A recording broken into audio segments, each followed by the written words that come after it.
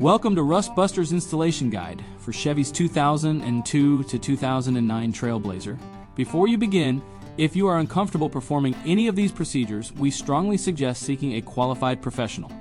Make sure you have all required tools and utilities. Follow all manufacturer's safety precautions.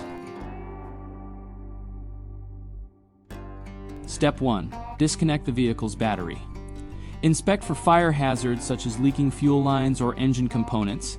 Repair or remove any hazards before starting.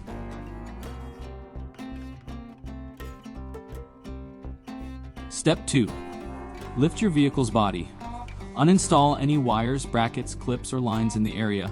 Step 3. Cut off the factory front body mount. If the frame rail where this mount is installed needs repair, do so now.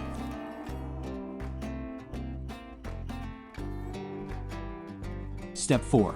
Align the mount on the frame using the factory parts silhouette.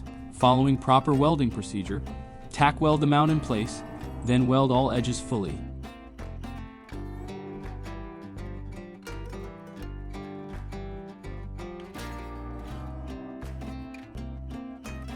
Finally, apply a rust-inhibiting top coat.